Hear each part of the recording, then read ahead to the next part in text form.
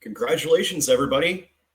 If you're in the US, then we're now running another country. Isn't that awesome? Um, I swear we just got out of Afghanistan just a little bit ago. Just a tiny portion. And now we're in Venezuela. Still unconfirmed whether we have boots on the ground or not, or what's going on there. The day is still processing, right? But it's clear that this was for drugs. Right off the bat, Nicolas Maduro, what happens to him, everything is deserved to that piece of shit.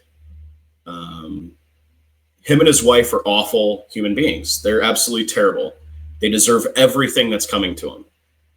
That being said, it's kind of like with tariffs. There's a right way and a wrong way to do it. This is not the right way. Is anybody sad that Maduro's gone? No, not at all. Should Congress have been informed? Yes. Particularly, now, I will actually say this. If it were just to grab Maduro and bring him back to the States to face trial, I think we could all work something out, right? But the idea that we're going to be administering another country, I call me crazy. I just kind of think that, the Constitution demands that Congress should have a say-so. There should be the people's voice involved in this. Makes sense. Mostly, we are, a constitutional republic. We have separation of powers.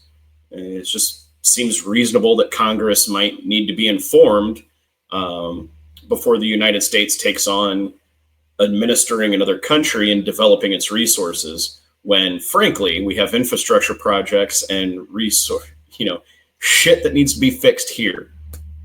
Let's put it that way. Now, as far as a roundup of things that occurred today,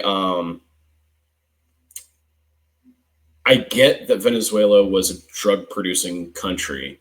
From what I have read today, most of those drugs made their way to Europe, not necessarily the United States, and Venezuela was primarily doing cocaine and had nothing to do with fentanyl. In fact, this was an enlightening little post that I saw on social media. It isn't about fentanyl. If so, he would have attacked Mexico and China. It isn't about drug trafficking. If so, he wouldn't have pardoned the president of Honduras, who was charged and found guilty of trafficking cocaine. It isn't about election integrity. If so, yeah, it is about the oil. It is 100% about the oil. Then when we talk about moral hazard, don't know why it's adding different shit to the stage here. One of the reasons Rubio today said that they didn't tell Congress is they absolutely couldn't let this information leak. It would be disastrous if somebody found out about the strike beforehand.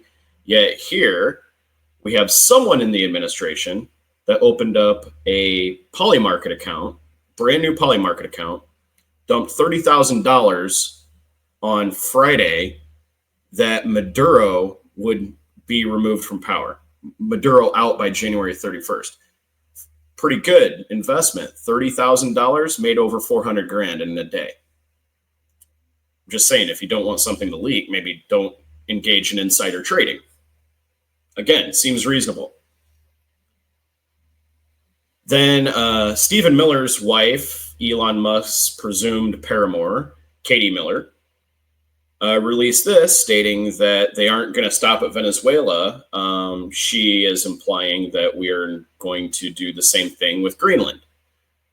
All normal shit, senior administration official's wife posting on social media that we're going to invade and take over another a sovereign nation that has done nothing. Totally reasonable shit here, folks.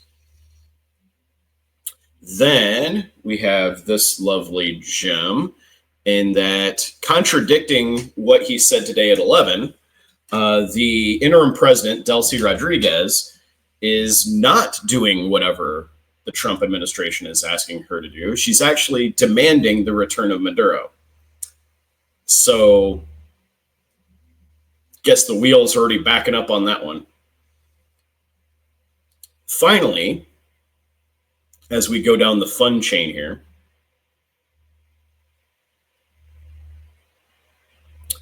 it was totally about the oil, right? And as I said in my live stream, here comes the grift, here comes the graft. The finance industry, the titans of Wall Street, masters of the universe, the guys who have our best interest at heart, always. Private equity, hedge funds, those guys who just care so damn much about us, are eyeing investment opportunities in Venezuela. All that being said, this is my true thoughts. I started out saying Maduro and his wife deserve everything, every single bit of what they get. Every single bit of it.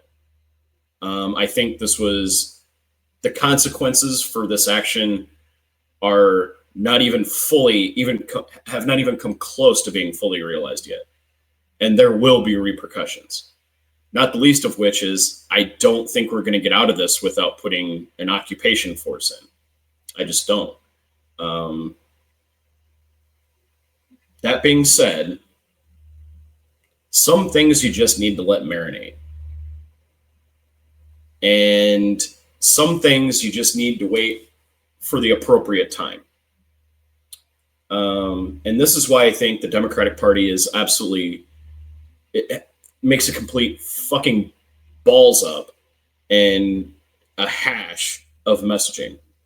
And this might have been organic, but coming out to protest this before we have sent any troops over there, before we've done, realistically at this point, nothing more than the kidnapping of a murderous dictator who is an awful person in his own right. We've done nothing more than that to this point, roughly similar to what we did to Manuel Noriega. I appreciate the energy. I appreciate the passion, but maybe, just maybe, going out immediately and protesting this of U.S. out of Venezuela and no war for oil, maybe just let that settle a little bit. Because for the right wing and for Fox News propaganda purposes, and I've already seen this pop up on Instagram, it looks like the protest is about arresting a murderous dictator and protesting the fact that we arrested a murderous dictator. Again, let it marinate. It's the Trump administration. They're going to fuck this up. It is going to blow back horrifically badly on the United States. There's no other way around it. This will become a grift and a graft and corruption on a scale never before seen. And just keep your powder dry until then. Just there's no reason to do this right now. There's none. It just fuels propaganda and gives right wing on social media an opportunity to spin it as if those crazy ass fucking liberals are protesting the arrest and detention of a murderous dictator. And that is exactly what they're doing. There's no reason for this right now. None. It's up for Congress to find it in them to do something about this. Will they? No, it seems like they're going to lean heavily on the Second Amendment and this idea that we are the world's police officer, and so we can just hop around the world arresting people in sovereign nations. without like extradition and a whole host of other pleasantries. We can just go fuck all arrest them. That is what Senator Tom Cotton is saying. That's what Mike Lee is saying. That's what the Speaker of the House is saying. So let them own that. In fact, someone should ask them, is this really what you feel? The U.S. is the world's policeman, and we can just go wherever we want and arrest people. Then why don't we arrest Benjamin Netanyahu for war crimes? Why don't we arrest Putin for war crimes? If we're going to, be the, FBI of the world, let's start cleaning it up a little bit then. All right. This is obviously a very developing situation. We're in the early time frame of it. We'll see what happens in the coming days. I think that China will be the next to weigh in here within the next 12 hours.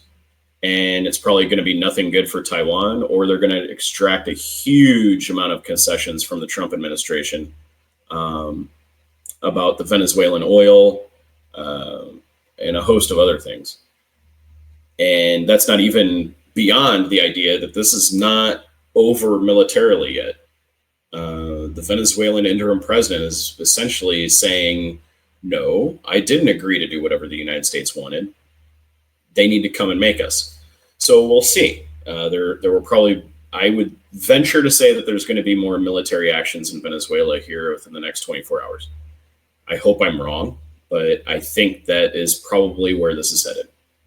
So have a good night, everyone.